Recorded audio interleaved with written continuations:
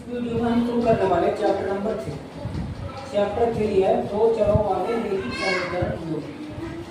तो सबसे पहले हम इस चैप्टर के बारे में समझते हैं क्या है चैप्टर।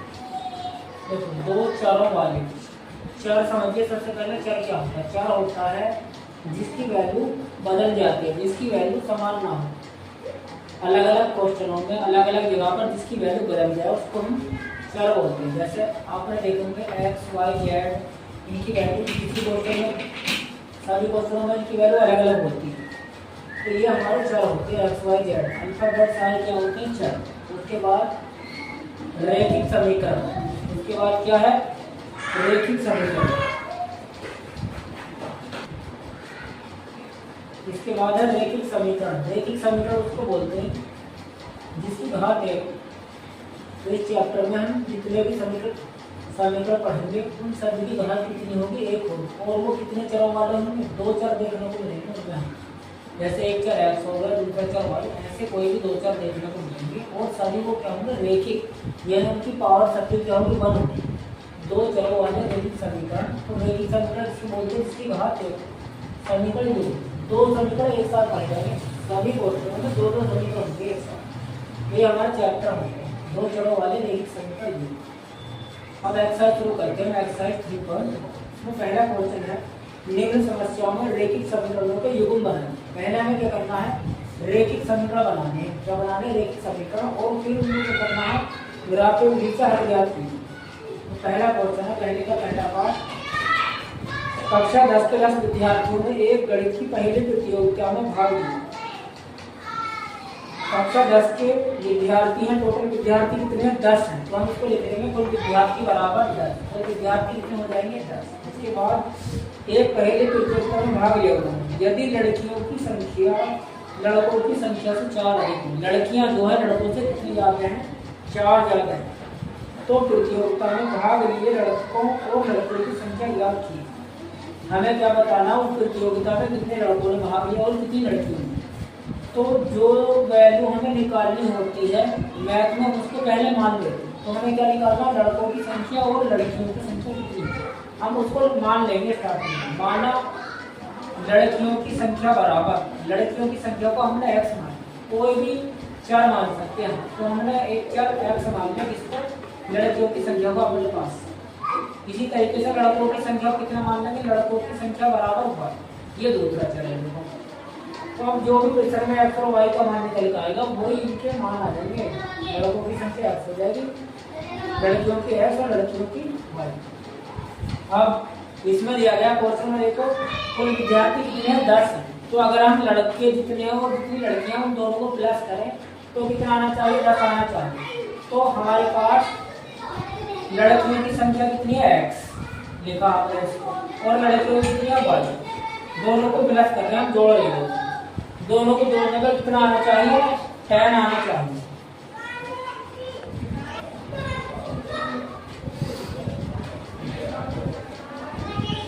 तो जितने लड़के हैं और जितनी लड़कियां हैं दोनों को प्लस करके कितना आना चाहिए? 10 आना चाहिए, क्योंकि टोटल 10 है। तो हमने लड़कियों की संख्या को x लिख दिया।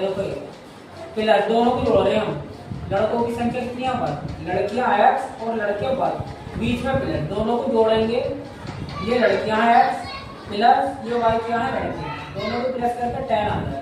तो ऐसे समीकरण आएंगे। ये पहली समीकरण बनती है हमारी। देखो दो चर में बनी है, एक चर x है दूसरा y है, और ये इसकी घात एक एक है दोनों की। एक कैसी समीकरण है?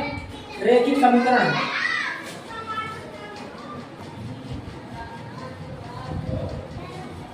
इसके बाद क्वेश्चन में दिया गया है कि लड़कियों की संख्या लड़कों से 4 अधिक है। लड़कियों की संख्या लड़कों से 4 अधिक है। अगर हम लड़कियों की संख्या में से लड़कों की संख्या को माइनस करेंगे तो कितना आ जाएगा? ये 4 आ जाएगा। कितना आ जाएगा? 4। लड़कों की संख्या x देखेंगे, माइनस करने के लिए बीच में माइनस लगेंगे, और लड़कों की संख्या कितनी है? y। x माइनस वाई बराबर आ जाएगा घटाने पर 4। यानी लड़कियों की संख्या में से लड़कों की संख्या को घटाने पर कितना आ जाएगा? 4 आ जाएगा। कितना आ जाएगा? 4। हम लिख गए x माइनस वाई बराबर 4। x लड़कियों की संख्या है, माइनस घटाने के लिए, और y की संख्या लड़कों। लड़कों में से लड़कियों को बताएंगे तो कितना आना चाहिए 4, क्योंकि लड़कियां लड़कों से 4 अधिक है, ये समीकरण नंबर 2 बन जाएगी। इसमें कितनी घात है x की, y की 1 घात है, तो ये कैसे समीकरण है रेखिक। और कितने चर है इसमें 2, एक चर x है दूसरा y, 2 चर में रेखिक समीकरण है। अब ये इनका कौन सा रूप हो गया दोनों समीकरणों का, ये हमने समीकरण बना दिए, ये रेखिक समीकरण के युग्म बन चुके हैं। पहले पार्ट में एक आ गया ना, तो रेखिक समीकरणों को युग्म बनाइए, तो ये युग्म बन गए यहाँ। अब इनको हल करने के बहुत कई मेथड होते हैं, लेकिन इस क्वेश्चन में दिया गया है तो ग्राफ की विधि से हल करना। तो ग्राफ की विधि से हल करने के लिए हम क्या करेंगे, सबसे पहले समीकरण लिख लेंगे ऐसे, x प्लस वाई बराबर 10। अब इसमें से हम x की वैल्यू निकालेंगे तो ये आ जाएगा x बराबर y उधर जाके माइनस हो जाएगा 10 माइनस 1, x बराबर ऐसे लिख सकते हैं, y को उधर ले जाकर माइनस कर देंगे। अब एक टेबल बनाएंगे हम, इसमें ऊपर x लिख देंगे नीचे y, और हम बारी बारी से क्या करेंगे, यहाँ पर y का मान रखेंगे जिससे x का मान हमें खुद से मिल जाए। जैसे हम इस समीकरण में मान लो y का मान 0 रखते हैं, क्या रखते हैं, ये लिखा हुआ हमारा x बराबर 10 माइनस 1, ये समीकरण में इधर लिख के समझा, x बराबर y की वैल्यू हम अगर 0 रखते हैं, कितनी रखते हैं 0, ये हो जाएगा 10 माइनस 0 यानी 10 आ जाएगा 16। तो y को 0 रखने पर x कितना आया 10, इसको ऐसे लिख दो, y को 0 रखा तो x कितना आया 10। अब दूसरी वैल्यू को बदल कर रखेंगे y की, इस बार हम y की वैल्यू चलो क्या रख के देखते हैं, इस बार रखते हैं हम 3 रख रहे हैं, 2 भी रख सकते हैं हम, 3 रख रहे हैं, y का मान कितना रखेंगे 3, तो x कितना आ जाएगा, x बराबर 10 माइनस y लिखेंगे कितना लिख देंगे 3, 10 माइनस 3 ये 7 हो जाएगा, y को 3 रखा तो x कितना आ गया 10 माइनस 3 7 आ गया।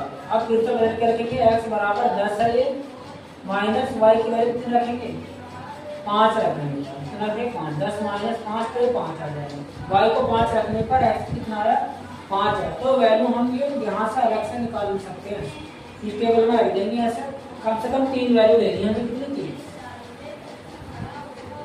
तो हमने क्या करा है, इसमें इस समीकरण को लिखा है x बराबर 10 को इधर पहले से y को इधर पहुंचा देंगे, माइनस में हो जाएगा। अब y का मान पहली बार हमने 0 रखा तो x कितना आया 10 आ गया, फिर y का मान 3 रखा तो 10 माइनस 3 y x 7 आ गया, फिर y का मान 5 रखेंगे 10 माइनस 5 x का मान 10। अब इसी तरीके से हम दूसरी समीकरण लिखेंगे, दूसरी समीकरण है x माइनस y बराबर 4, x माइनस y बराबर 4, ये दो थी। अब जिससे हम x का मान निकालेंगे तो ये y घटा के कैसा हो जाएगा प्लस हो जाएगा 4 प्लस y। अब फिर से हम टेबल बनाएंगे, ऊपर x नीचे y का मान अपने पास से रखेंगे, जिससे हमें क्या होगा x का मान मिल जाएगा। y का मान रखेंगे स्टार्टिंग में 0 रखेंगे, कितना रखेंगे 0, तो जब यहाँ 0 रखेंगे 4 प्लस 0 4 आ जाएगा, x का मान कितना आ जाएगा 4। इसके बाद y का मान दूसरा कोई 0 से अलग हट के बदल के रखेंगे, तो अब हम रखते हैं y की वैल्यू 2, तो जब 2 रखेंगे तो 2 प्लस 4 कितना हो जाएगा x का मान 6, y को 2 रखा 4 और 2 6 बन गया इसका मान। अब फिर से बदल कर रखेंगे 3 रखेंगे, तो y को रखा 3, तो जब y 3 रखा जाएगा 4 प्लस 3 ये x का मान 7 हो जाएगा। तो इसमें भी हमने 3 वैल्यू ले ली। अब क्या करना है, इसको हम ग्राफ पर लिखेंगे, ग्राफ पर लिखेंगे इसको, दोनों इक्वेशन की वैल्यू एक पॉइंट ग्राफ बनाएंगे। इसके लिए हम ये लाइन हमारी x अक्ष होती है, कौन सी है ये x, बीच में होता है इसमें मूल बिंदु 0, ये y अक्ष से ऊपर हुई है, तो कौन सा अक्ष है y। अब हमें इस पर पॉइंट लिख दे रहे हैं, x में हमें कितना जाना है, मैक्सिमम 10 जाना है, तो ऐसे लिखेंगे 1 2 3 4 5 10 तक इसका नंबर लिख देंगे, 6 7 8 9 10।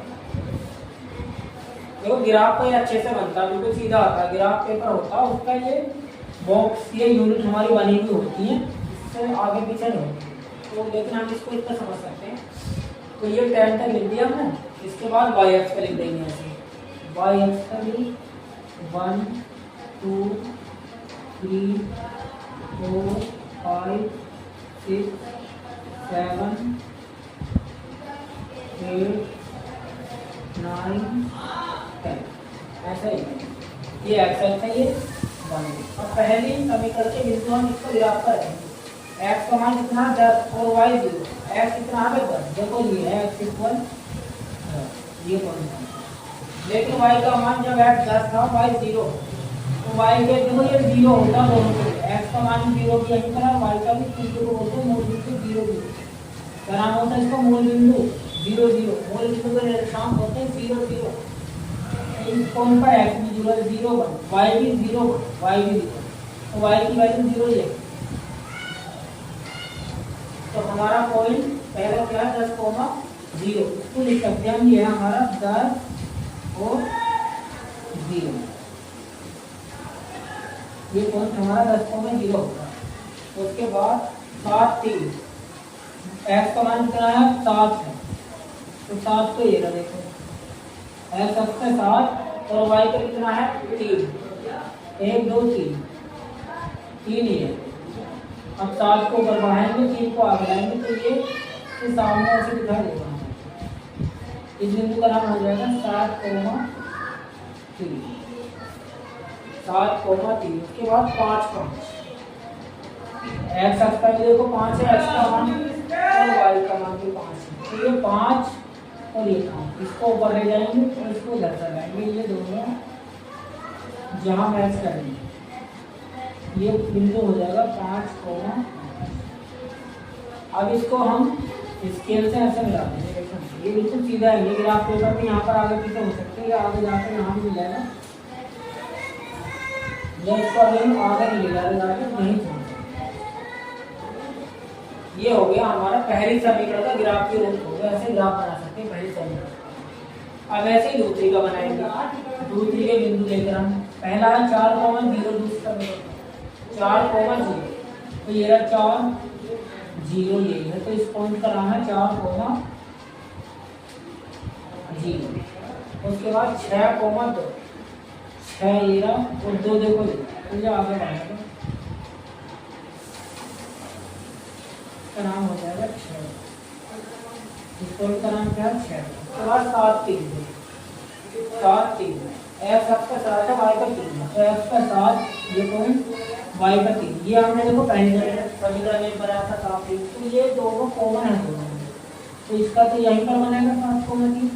अब हम इसको क्या करेंगे थोड़ा ठीक से नापते 6 2, अब इसको ऐसे मैच कर देंगे, ये यहाँ टच हो जाएगी, ये आगे जाएगी ऐसे और ये पीछे जाएगी, तो ये हमने इसका दोनों समीकरण ग्राफ बना दिया। अब हमें देखना है ये दोनों समीकरण जहाँ एक दूसरे को कट करेंगे दोनों के पॉइंट पर, या जो पॉइंट दोनों में कॉमन है, ये x का मान इसमें लिया है, देखो 7 और y भी इसमें भी x 7 है y 3, जरूर कोई पॉइंट ऐसा कॉमन आ जाता है जो पॉइंट दोनों में सेम हो, या जहाँ पर हम बोल सकते हैं दोनों रेखाएं एक दूसरे को कट करेंगी, वो प्रतिच्छेद बिंदु हमारा हल होता है समीकरण। तो इस समीकरण का हल क्या हो जाएगा, हमारा समीकरण का हल यानी आंसर हो जाएगा 7 3, ये वाला पॉइंट क्या है 7 मीटर से 7 3।